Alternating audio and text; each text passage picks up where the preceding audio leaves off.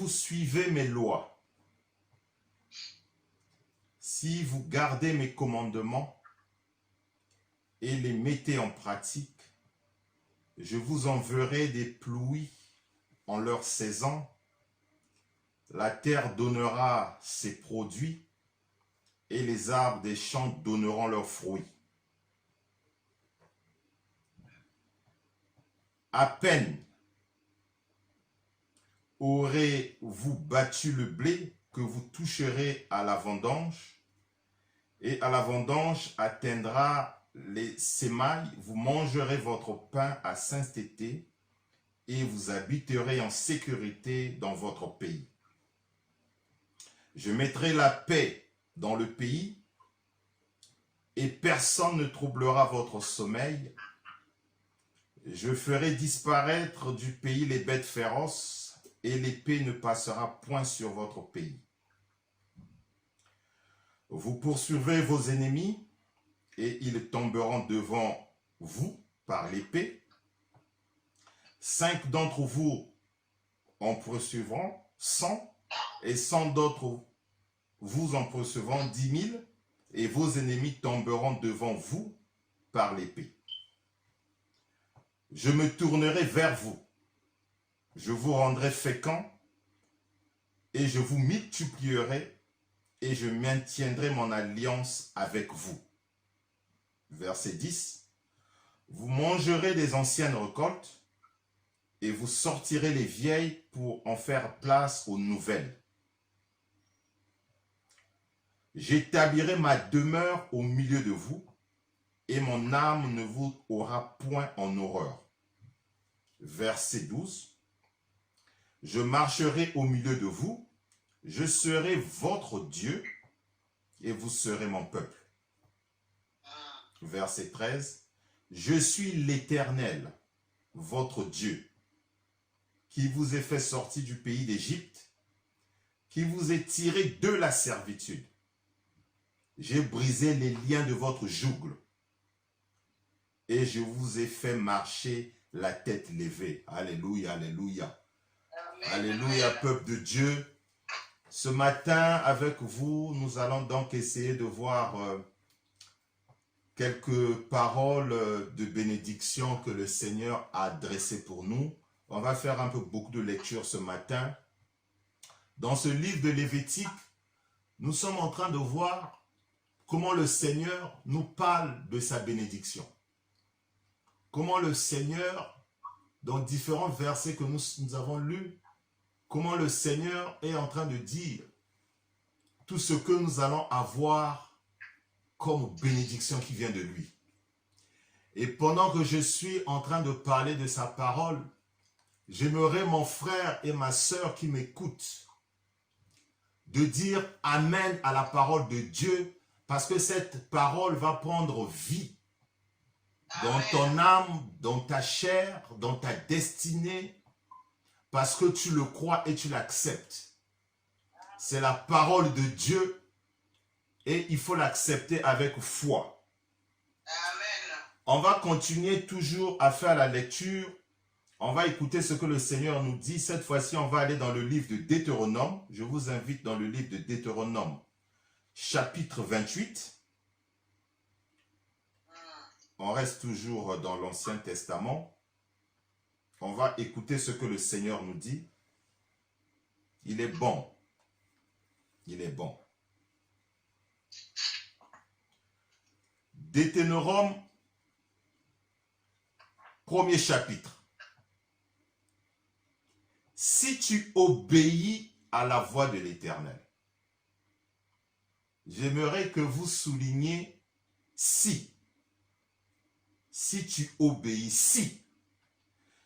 Et quand vous regardez dans le livre de Lévitique, j'ai omis de vous le dire, au verset 3, il y a la condition si. Le Seigneur avait commencé si. Donc ça veut dire si tu le veux. Si tu ne le veux pas aussi. Chapitre 28.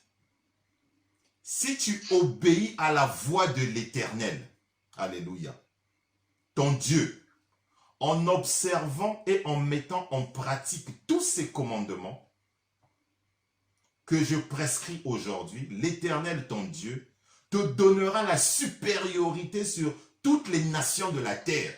Alléluia. Amen. Ici, la supériorité que le Seigneur est en train de parler, le Seigneur n'est pas en train de faire allusion aux races. J'aimerais que quelqu'un puisse me suivre et me comprendre.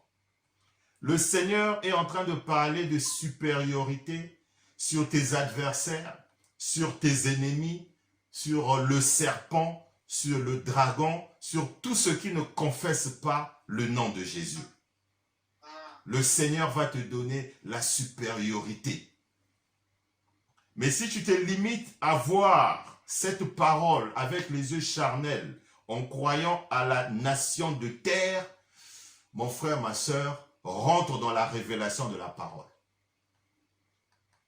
Le Seigneur, par ce passage, est en train de te dire, il va te donner la victoire que tu es en train de rechercher. Mais à la condition, si tu obéis à la voix de l'Éternel. La question que je te pose aujourd'hui, mon frère, ma soeur, est-ce que tu obéis à la voix de l'Éternel? Déjà, avant même d'obéir à la voix de l'Éternel, il faut que tu écoutes d'abord la voix de l'Éternel. Est-ce que tu écoutes la voix de l'Éternel? Si tu écoutes la voix de l'Éternel, gloire au Seigneur. Mais si tu n'écoutes pas la voix de l'Éternel, cherche à écouter la voix de l'Éternel. Une fois que tu aurais commencé à écouter la voix de l'Éternel, tu vas commencer à obéir à sa voix. C'est à ce moment-là que sa bénédiction va arriver dans ta vie. C'est à ce moment-là que la bénédiction de l'Éternel va rentrer dans ta destinée, dans ta vie, dans ta famille. Alléluia, alléluia, alléluia. Amen. Comment tu vas écouter et obéir à une voix que tu n'écoutes pas? La voix que tu écoutes, est-ce que c'est la voix de Dieu? Mon frère, commence déjà à distinguer.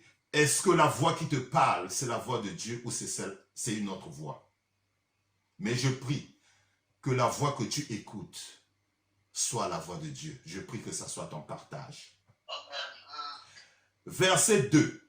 Voici toutes les bénédictions qui se répandront sur toi et qui seront ton partage lorsque tu obéiras à la voix de Dieu. La voix de l'Éternel. Il s'appelle El Shaddai. Il s'appelle Adonai. Il s'appelle El Elyon. Il s'appelle Jéhovah. Sa voix est douce. Verset 3. Tu seras béni dans la ville et tu seras béni dans les champs. Tu seras béni dans la ville, mon frère, ma soeur. Tu seras béni là où tu seras installé. Peu importe l'endroit. Peu importe là où tu seras, tu seras béni.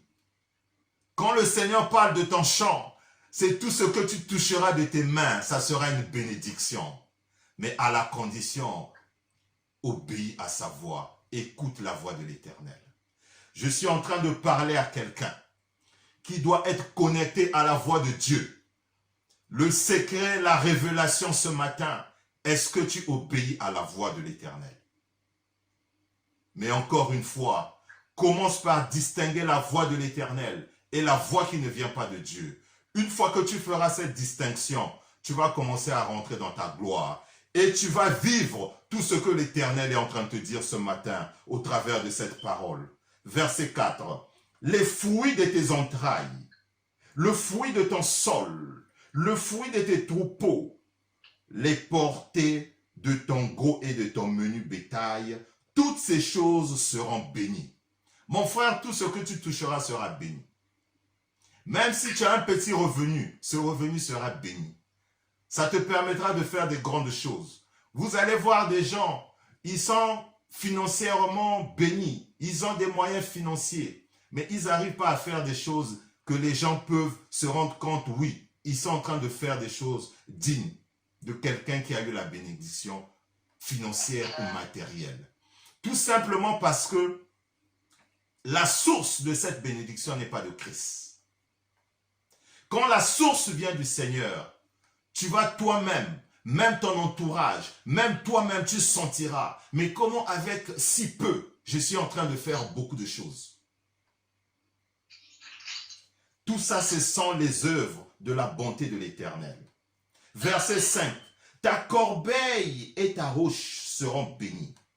Tu seras béni à ton arrivée et tu seras béni à ton départ. On sentira qu'ici, c'est un enfant de Dieu qui est passé. C'est une fille de Dieu qui est passée. Partout où tu passeras, on sentira la différence. Parce que dans tes germes, on sentira la bénédiction de l'Éternel. Alléluia. Amen. Verset 7. L'Éternel te donnera la victoire sur tes ennemis, qui s'élèveront contre toi. Ils sortiront contre toi par un seul chemin et ils s'enfuiront devant toi par 7 chemins. Le Seigneur est en train de te dire ce matin, obéis à sa voix, mon frère. Obéis à sa voix, ma sœur, pour que tu puisses vivre toutes ces bénédictions de l'Éternel. On va s'arrêter avec ce dernier verset. L'Éternel ordonnera à la bénédiction d'être avec toi dans tes greniers et dans toutes tes entreprises. Il te bénira dans le pays que l'Éternel, ton Dieu, te donne. Oh mon frère, quand la bénédiction est arrimée à toi, quand la bénédiction est collée à toi, partout où tu partiras, tu vivras la bénédiction de l'Éternel. Tu vivras la bénédiction de l'Éternel. Lisons le dernier verset, le verset 14. Et que tu ne détourneras ni à droite ni à gauche de tous les commandements que je vous donne aujourd'hui pour aller auprès d'autres dieux et pour les servir. Voilà une autre révélation que le Seigneur est en train de te donner ce matin.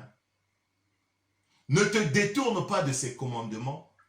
Ne te détourne pas de lui qui est ton Dieu pour te diriger vers d'autres dieux. Alléluia. Alléluia. Seigneur, merci. Merci encore pour toutes ces révélations que tu es en train de nous donner, Seigneur. Toutes ces clés cachées, Seigneur, que tu es en train de nous montrer, Seigneur. Que cela serve, Seigneur, pour la vie chrétienne de tes enfants. On va continuer à lire les bénédictions que l'Éternel nous a réservées. Il y en a plusieurs, mais ce matin, on va décortiquer quelques-unes. On va aller dans le livre de Psaumes. Je vous invite d'aller dans les livres de Psaumes.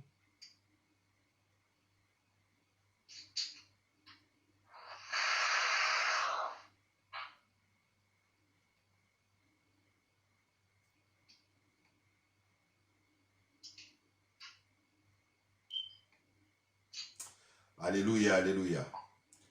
Amen. Psaume 103. On va lire entre le verset 17 et le verset 18.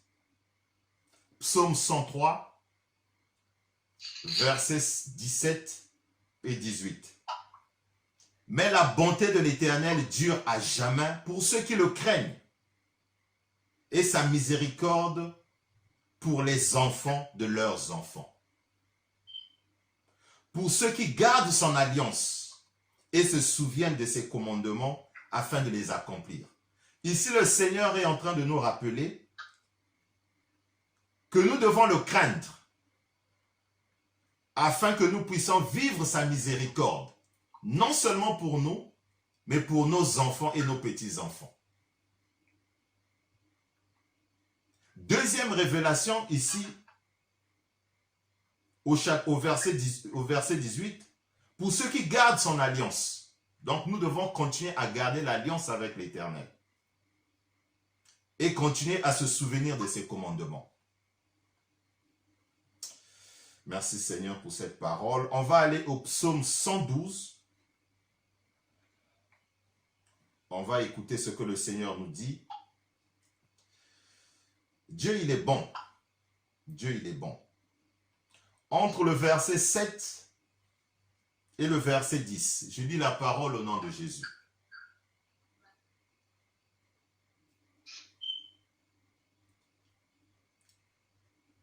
Il ne craint point les mauvaises nouvelles. Son cœur est ferme, confiant en l'Éternel. Quelle est cette mauvaise nouvelle, mon frère, ma soeur, qui va venir te perturber? Aie confiance en Dieu. Il ne craint point les mauvaises nouvelles. Tu es fille de Dieu, tu es fils de Dieu. Ne sois pas là seulement à attendre les bonnes nouvelles. Même si une mauvaise nouvelle arrive, tu laisses tout entre les mains de Dieu, car le Seigneur fera que ton cœur soit ferme, confiant. Confiant, ici on fait allusion à la confiance. Tu ne feras pas la confiance aux hommes, quelle que soit la situation. Je suis confiant en l'Éternel. Mon cœur ne sera pas troublé. Mon cœur va rester ferme. Verset 8. Son cœur est affermi, il n'a point de crainte, jusqu'à ce qu'il mette son plaisir à regarder ses adversaires. Plus mes adversaires me font mal, je les regarde droit dans les yeux. Le Seigneur fera que j'avance. Le Seigneur fera que tu avances, puisque tu auras confiance en lui. Tu as confiance en Dieu, en qui tu crois. Et ici, il est en train de te rappeler toutes les bénédictions qu'il a établies pour toi, qu'il a décrétées pour toi. Il fait des largesses et il donne aux indigents. Sa joie subsiste à jamais. Sa tête s'élève avec gloire. Verset 10. Le méchant le voit et s'irrite. Tu es fille de Dieu, tu es fils de Dieu. Toutefois que le méchant te verra, il va s'irriter. Toi, tu ne vas pas t'irriter, mais lui, il va s'irriter. Toutefois que ton adversaire va te voir, tu es toujours béni, tu es toujours joyeuse, tu es toujours contente, tu es toujours heureuse. Dieu te bénit toujours. Et tes adversaires seront toujours dans la honte, ils seront toujours confus. Leur cœur va continuer à leur faire du mal. C'est ce que le Seigneur est en train de nous dire ici. Le méchant le voit et s'irrite. Mais le méchant, c'est celui qui est contre ta prospérité. C'est celui qui est contre ta bénédiction. C'est celui qui est contre ta vie. Ici, que le Seigneur représente comme le méchant. Mais il va s'irriter. Vous allez voir, il y a des gens, tu ne lui as pas fait du mal. Mais il a une colère contre toi. C'est le méchant. Tu te poses la question, mais qu'est-ce que j'ai fait à cette personne? La personne ne me dit même pas bonjour. Quand la personne me voit, la personne ferme le visage. C'est le méchant. Ce sont les signes que la personne a de la jalousie, de la haine contre toi. Le Seigneur est en train de te dire, c'est un signe de victoire que Dieu est en train de te donner en face de tes adversaires. Il grince les dents et se consume. Les désirs des méchants périssent. Tout ce que le diable, l'ennemi, est en train de planifier contre toi, au nom puissant de Jésus, nous décrétons leur sécheresse maintenant. On va lire un dernier passage. On va aller dans Psaume 128.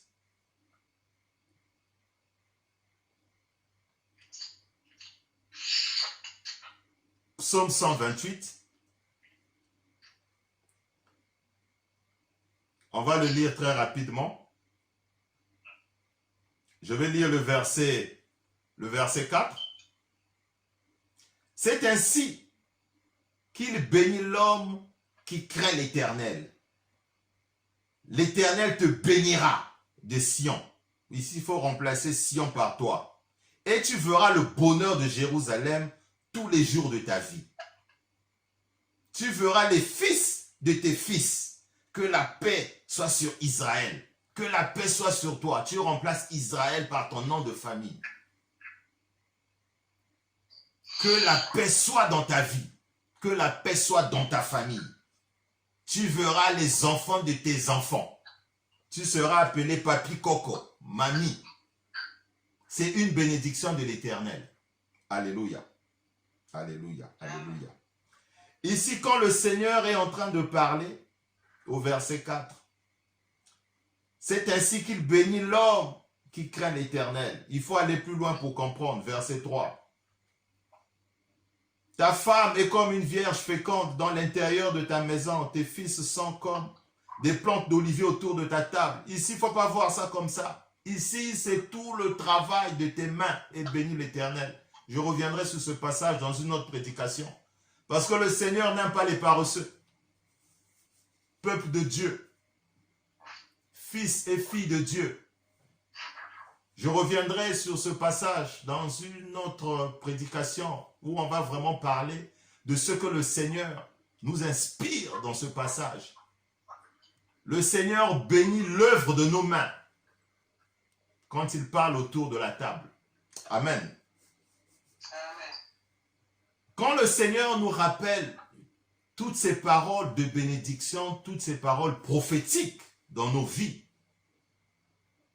vous allez constater qu'au départ, à l'entame de tous ces paragraphes, il y a toujours eu le conditionnel « si ». Et le Seigneur sait pourquoi il disait toujours « si tu obéis à la voix de l'Éternel ». Si tu observes les commandements de l'Éternel. C'est le principe que Dieu donne pour ses bénédictions. Le Seigneur ne dit pas simplement tu auras ceci, tu auras cela. Le Seigneur le conditionne. Si tu obéis, ça veut dire que si tu n'obéis pas, tu ne vivras pas ces bénédictions. Si tu n'écoutes pas la voix de l'Éternel, tu ne vivras pas ces bénédictions. Ça sera pour toi comme un souvenir. Alléluia. Amen. Mais si le Seigneur nous parle de toutes ces bénédictions, de tout ce qu'il peut faire pour nous, de tout ce qu'il a prévu pour nous, mais nous devons être conscients également que il y a des facteurs, il y en a plusieurs, qui peuvent nous amener à ne pas vivre la bénédiction de l'Éternel. Déjà, nous avons compris que si on n'obéit pas à sa voix, si on n'écoute pas sa voix et on ne suit pas ses commandements, mais il n'y a pas seulement cela, il y a aussi le manque de reconnaissance envers Dieu. On en a déjà parlé dans l'une de nos prédications. On y reviendra plus tard. Il y a aussi le manque de reconnaissance envers nos pères. Le manque de reconnaissance envers nos pères, c'est le manque de reconnaissance envers nos encadreurs, le manque de reconnaissance auprès de nos dirigeants, le manque de reconnaissance auprès de nos parents biologiques, que ce soit l'éducation dans la marche chrétienne, que ce soit l'éducation dans la société. Toute personne qui a contribué d'une manière ou d'une autre à ton éducation, à ton épanouissement, ces personnes sont considérées comme étant des pères. Et tout manque de reconnaissance et tout manque d'égard envers toutes ces personnes ont des conséquences dramatiques dans nos vies et dans notre marche chrétienne. Ça, c'est un autre élément qui peut nous empêcher de ne pas vivre la bénédiction de l'Éternel, bien qu'elle a été décrétée par Dieu. Il y a aussi le péché que nous connaissons tous. On peut parler de l'ingratitude. On peut parler du manque de prière, parce que le manque de prière peut t'éloigner aussi de Dieu. Le Seigneur a décrété une vie en abondance pour toi, mais si tu n'as pas une vie de prière, toutes ces bénédictions de l'Éternel, toutes ces paroles prophétiques peuvent être éloignées de toi. Il y a aussi l'orgueil, il y a la convoitise, il y a des gens qui sont vraiment animés de cet esprit de convoitise. Il y a la jalousie aussi, ça nous empêche de voir la marche, de voir la bénédiction de l'Éternel. Il y a la méchanceté aussi, qui se manifeste d'ailleurs par plusieurs manières. Il y a aussi le manque de pardon. Et très souvent, les gens oublient que le manque de pardon peut éloigner la main de Dieu dans nos vies. Il y a des gens qui ont un cœur dur. Ils sont jaloux. Ils pardonnent difficilement quand ils sont offensés. Et ça peut empêcher la bénédiction, la parole prophétique de Dieu de se manifester dans ta vie. Donc, mon frère, ma soeur, les raisons sont multiples. Les raisons sont multiples. Nous allons aller dans le livre de Hébreux. On va lire un passage. On va écouter ce que le Seigneur nous dit.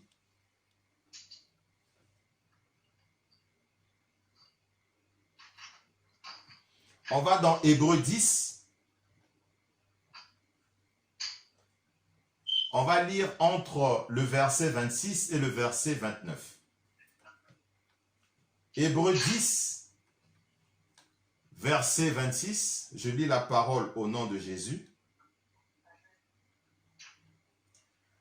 Car si nous péchons volontairement après avoir reçu la connaissance de la vérité, il ne reste plus de sacrifice pour les péchés, mais une attente terrible du jugement et l'ardeur d'un feu qui dévorera les rebelles.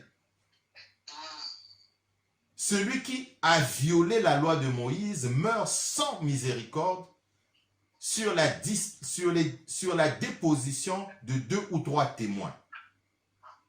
Verset 29. De quel pire châtiment pensez-vous que sera jugé digne celui qui aura foulé aux pieds le Fils de Dieu, qui aura tenu pour profane le sang de l'alliance par lequel il a été sanctifié et qui aura outragé l'esprit et la grâce. Amen. Ici, le Seigneur est en train de nous rappeler aussi, au travers de cette parole, que certains éléments peuvent nous empêcher de vivre la bénédiction de l'Éternel. Si nous péchons volontairement, ça veut dire que nous sommes en train de nous éloigner de la connaissance de Dieu, donc de la vérité. Et nous sommes en train de suyer le sacrifice pour les péchés. Et plus loin en bas, au verset 29, on est en train de lire et de comprendre au travers de ce passage que l'Esprit du Seigneur et sa grâce ne tolèrent pas que nous puissions faire de telles offenses, parce que nous allons nous éloigner volontairement de la bénédiction de l'Éternel. C'est-à-dire que le Seigneur t'a béni, mais toi-même, par ton comportement, par tes attitudes, tu es en train de t'éloigner de la bénédiction de Dieu. Amen. Amen. Alors, mon frère, ma sœur, le thème de mon message ce matin, après tous ces petits rappels, c'est « Préserve ton acquis ». Alléluia. Amen. Le message que Dieu t'envoie ce matin, tu as écouté ces bénédictions. Tu as écouté tout ce qu'il a prononcé sur ta vie, sur ta famille, sur ta destinée. Tu seras béni de toutes les manières. On l'a lu dans Lévitique, dans Deutéronome, dans les livres de Psaumes. On a vu et compris tout ce que le Seigneur a prévu pour nous. Nous avons fait aussi un rappel pour comprendre comment on peut être éloigné de ces bénédictions de Dieu. Mais le Seigneur est en train de te parler ce matin, mon frère, ma sœur. Préserve ton acquis.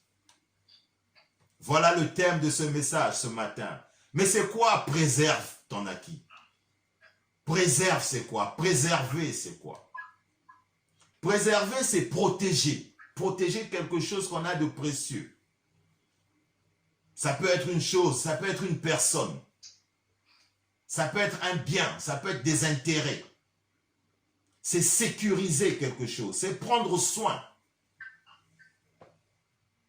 Ton acquis, donc c'est à toi ton acquis. Cette bénédiction, elle est à toi cette bénédiction. C'est ton bien. C'est ton dû. Donc tu dois le protéger. Mais si tu ne le protèges pas, qui va le protéger à ta place? Ton acquis c'est quoi? Ton acquis c'est ta vie. Tu dois protéger ta vie. Tu dois protéger ta santé. Tu dois protéger ta miséricorde que Dieu t'a donnée. Tu dois protéger l'acquis qui est la grâce que Dieu t'a donnée. C'est la victoire que Dieu t'a donnée. C'est la guérison que Dieu t'a donnée. C'est le miracle que Dieu a fait dans ta vie. C'est ta marche chrétienne. C'est ton patrimoine. C'est tout ce que tu peux imaginer qui peut être ton acquis. Ça, tu dois le protéger. Donc ce matin, la parole de Dieu, mon frère, ma soeur, protège ton acquis. Sécurise la bénédiction que Dieu t'a donnée. Sécurise le bien que Dieu t'a donné. On vient de le lire dans le livre de Deutéronome, Lévitique et dans le livre de Psaumes. Dieu t'a béni de toutes les façons. Mais la question ce matin, est-ce que tu protèges est-ce que tu préserves l'acquis que Dieu t'a donné, qui est cette bénédiction?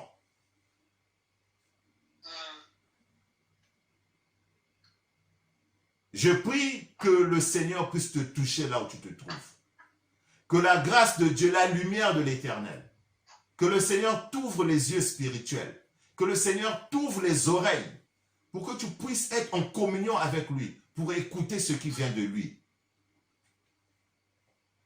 Alors, il y a plusieurs manières de garder les bénédictions que le Seigneur t'a données, les bénédictions que le Seigneur a dites pour ta famille, pour ta vie. Il y a entretenir l'alliance avec Dieu. On y reviendra parce que c'est toute une prédication. Comment entretenir l'alliance avec le Seigneur?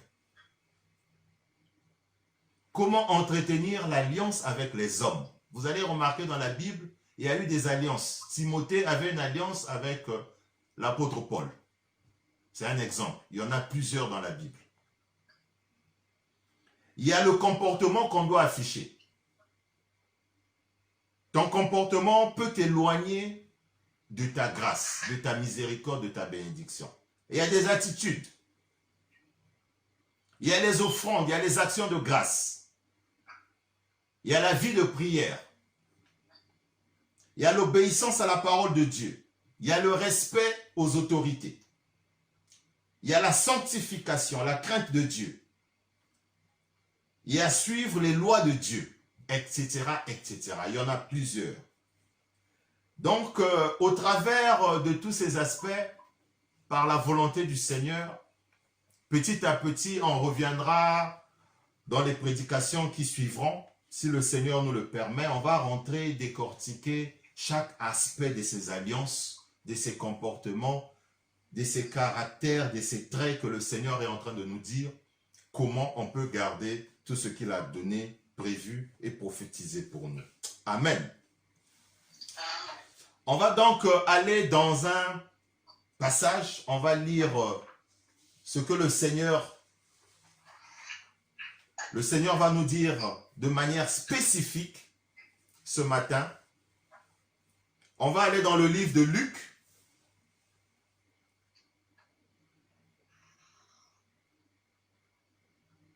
On va aller dans le livre de Luc.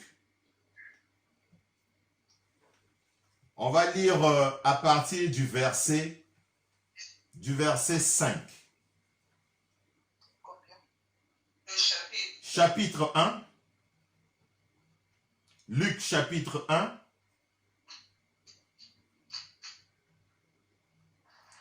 Verset 5. Je lis la parole au nom de Jésus. Du temps d'Hérode, roi de Judée, il y avait un sacrificateur nommé Zacharie. De la classe d'Abia, sa femme était d'entre les filles d'Aaron et s'appelait Élisabeth. Tous deux étaient justes devant Dieu. Vous notez ça, tous deux étaient justes devant Dieu, observant d'une manière irréprochable tous les commandements et toutes les ordonnances du Seigneur. Vous soulignez tout ce verset. Verset 7. Ils n'avaient point d'enfant parce que Élisabeth était stérile. Et ils étaient l'un et l'autre avancés en âge. Or, pendant qu'il s'acquittait de ses fonctions devant Dieu, selon le tour de la classe, il fut appelé par le sort, d'après la règle du sacerdoce, à entrer dans le temple du Seigneur pour offrir le parfum. Verset 10. Toutes les multitudes du peuple étaient dehors en prière à l'heure du parfum. Alors un ange du Seigneur apparut à Zacharie et se tient devant lui à droite de l'autel des parfums. Verset 12. Zacharie fut troublé en le voyant et la frayeur s'empara de lui. Je m'arrête là. Quand on vient sur le verset 6, on lit tous deux étaient justes devant Dieu. Voici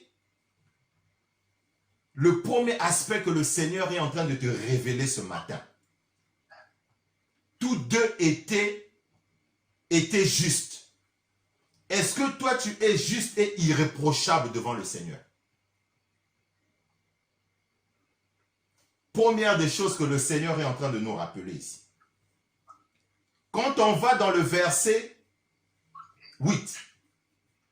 Or, pendant qu'il s'acquittait de ses fonctions devant Dieu, selon le tour de la classe, il fut appelé par le sort.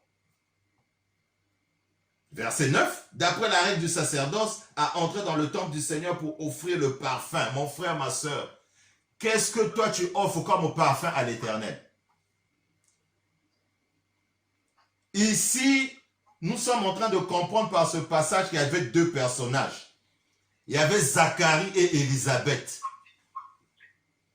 Ici, ne vois pas Zacharie et Élisabeth. Ici, vois toi et ton Dieu. Ici, je suis en train de parler des choses de l'esprit. Si tu penses à Zacharie et Élisabeth, tu vas être perdu, mon frère et ma soeur. Ici, Zacharie et Élisabeth étaient allés donner du parfum. Ils étaient allés offrir du parfum auprès du Seigneur, au verset 9. Est-ce que toi, tu offres du parfum à ton Dieu? Le parfum ici, c'est la prière. Est-ce que toi, tu as une vie de prière, mon frère, ma soeur? Est-ce que toi, tu marches de façon irréprochable, mon frère, ma soeur? Le Seigneur est en train de te poser la question ce matin. Est-ce que toi, tu fais les offrandes? Est-ce que toi, tu fais les actions de grâce? Est-ce que toi, tu fais la charité? Est-ce que toi, tu fais l'aumône? Le Seigneur est en train de te parler ce matin. Le Seigneur est en train de te demander ce matin. Zacharie et Élisabeth avaient compris le secret. Oh Jésus, je suis en train de parler des choses de l'esprit.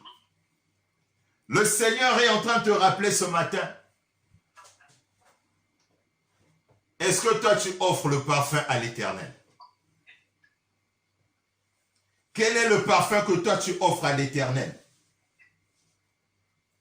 Le verset 10 nous dit, toute la multitude du peuple était dehors en prière à l'heure du parfum. Est-ce que toi tu es dehors à l'heure du parfum? Quelle est la dernière fois que tu as fait du bien à quelqu'un? Quel est le parfum que le Seigneur a reçu de ta part? Oh, je suis en train de sourire. Parce que le Seigneur est en train de t'interroger, mon frère, ma soeur. Oui, tu es croyant, tu vas à l'église tous les dimanches. Tu es serviteur de Dieu, tu es fille de Dieu, fils de Dieu. Oui, c'est bien. Mais le Seigneur est en train de te rappeler, est en train de t'interroger. Quel est le parfum que tu offres à l'Éternel? Ici, Zacharie et Élisabeth avaient compris.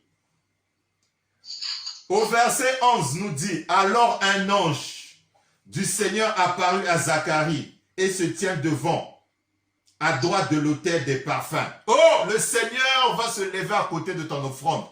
Je suis en train de parler à toi qui es en train de m'écouter.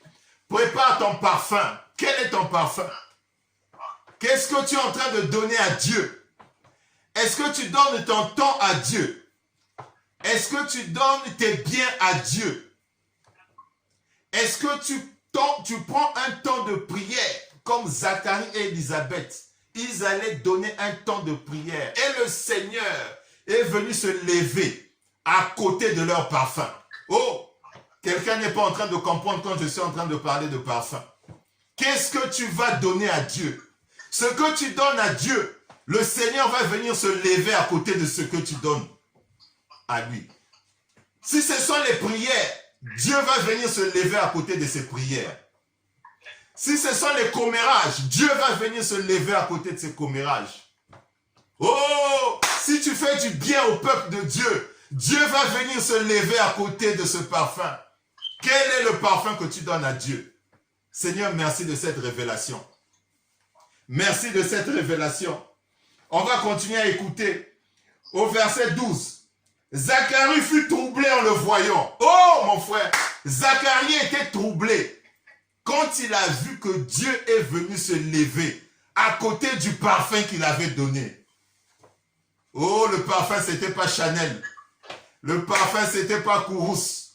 Le parfum, ce n'était pas Lacoste. Le parfum de Zacharie et de Élisabeth, c'était la prière. Le parfum de Zacharie et d'Élisabeth. Oh, je ne sais pas ce qu'ils avaient donné à Dieu, mais ils avaient donné un parfum à Dieu. Et Dieu est venu se lever à côté de ce parfum. Elle était stérile. Ici, ne voyons pas la stérilité comme telle. La stérilité d'Élisabeth, elle n'arrivait pas à concevoir. Mais toi, quelle est ta stérilité? Ta stérilité, c'est peut-être le chômage. Ta stérilité, c'est peut-être les business qui ne marchent pas. La stérilité, c'est peut-être les problèmes. La stérilité, c'est peut-être les combats. Quelle est la stérilité de ta vie, mon frère, ma soeur? Quelle est la stérilité de ta vie? C'est un mariage que tu veux? Qu'est-ce que tu cherches dans ta vie? Quelle est la sécheresse dans ta vie? Élisabeth, sa sécheresse était la stérilité. Mais elle avait compris le secret, bien qu'elle était avancée en âge. Elle avait donné un parfum. Et Dieu était allé se lever à côté de ce parfum. Écoutons la suite. On va au verset 13. Le Seigneur lui dit, mais l'ange lui dit, ne crains pas, Zacharie, car la prière a été exaucée. Ta femme Élisabeth enfantera un fils et on lui donnera le nom de Jean. Oh Jésus, hey, je suis en train de parler à quelqu'un. Le Seigneur te dit, ne crains pas. Parce que tu as donné un parfum. Je suis venu me lever à côté de ton parfum. Ta prière a été exaucée. Est-ce que toi, tu as donné un parfum pour que ta prière soit exaucée? Oh Jésus. Oh Seigneur. Oh Seigneur. Merci Seigneur de cette révélation.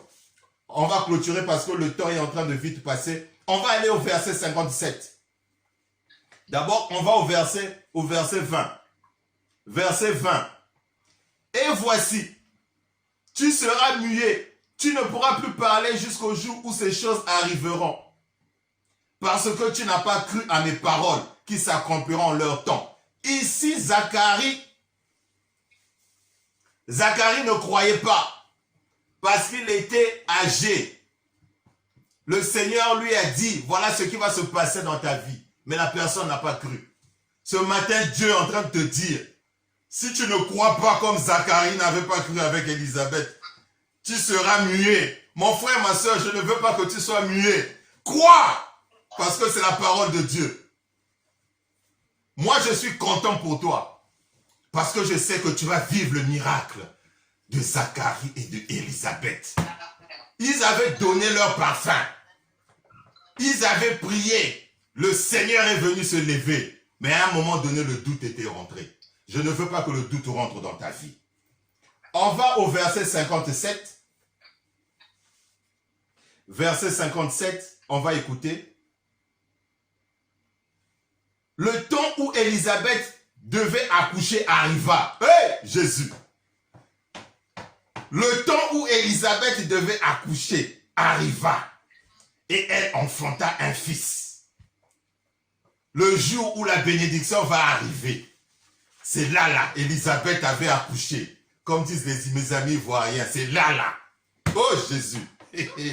Ses voisins et ses parents apprirent que le Seigneur avait fait éclater envers elle sa miséricorde. Et les gens vont être étonnés. Les gens vont être étonnés. Les gens vont être étonnés. Lisez le verset 60. Mais sa mère prit la parole et dit, non, il sera appelé Jean. Le papa dit au verset 40, au même instant, sa bouche s'ouvrit, sa langue se délia. Il parla bénissant Dieu. Tu béniras le Seigneur ce jour-là. Verset 64. Au même instant, sa bouche s'ouvrit, sa langue se délia. Et il parlait bénissant Dieu. Au verset 63, on dit Zacharia demanda des tablettes et écrivit Jean et son nom. Et toutes furent dans l'étonnement. Les gens vont être étonnés. Le moment où ton Jean arrivera est proche. Élisabeth avait affronté. enfantée, bien qu'elle était avancée en âge, parce qu'elle avait compris comment fonctionne le Seigneur. Le Seigneur fonctionne avec des principes, avec des conditions. Au départ de Lévitique et de Deutéronome, on avait compris la condition. C'est si tu obéis à la parole, si tu écoutes la voix, voici ce que tu obtiendras. Seigneur, merci pour cette parole que nous avions écoutée ce matin. Elle est tellement profonde, mais nous allons revenir en détail. Nous allons comprendre les mystères cachés dans ta parole. Inutile de rentrer dans des grandes philosophies, mais c'est de comprendre ce que Dieu attend de nous. Je prie ce matin que cette révélation de la vie de Zacharie et de Élisabeth t'enseigne 3 choses. La première, c'est d'être irréprochable. La deuxième des choses, c'est d'apporter le parfum. Et la troisième, c'est de ne pas douter pour ne pas tomber dans le cas où tu pourras devenir muet. Et l'étonnement arrivera le jour que tu enfanteras. Élisabeth avait enfanté et toi tu obtiendras la grâce et la miséricorde de ce que tu veux. Seigneur, nous te disons merci pour cette parole, Réma. Nous prions que cette parole transforme la vie de quelqu'un. Pendant que je suis en train de prier qu'une personne reçoive cette parole prophétique, ce que Élisabeth a expérimenté et Zacharie, je prie dans le nom puissant du Seigneur Jésus, toi qui es en train de me suivre, si c'est dans le business que tu puisses avoir une vie de percée, si c'est le mariage que tu es en train de chercher, que tu cherches un homme ou une femme, que le Seigneur fasse grâce. Si c'est un enfant physique que tu es en train de chercher, que le Seigneur te le donne. Si c'est la guérison, que la guérison arrive à ta porte. Oh, si c'est un miracle que tu cherches dans un domaine particulier, pendant que je suis en train de prêcher la parole de Dieu, Seigneur, fais de telle sorte que le miracle arrive. Pour que les gens soient dans l'étonnement. Zacharie et Élisabeth, ses voisins étaient dans l'étonnement. Sa famille était dans l'étonnement. Oui, ta famille va être dans l'étonnement. Tes voisins vont être dans l'étonnement. Parce que tu vivras le miracle. Tu vivras le miracle de Élisabeth et de Zacharie. Merci encore Seigneur pour cette parole. Merci Seigneur parce que ça va transformer la vie de tes enfants que nous sommes. Dans le nom puissant de Jésus, nous disons gloire au Seigneur. Amen, amen, amen.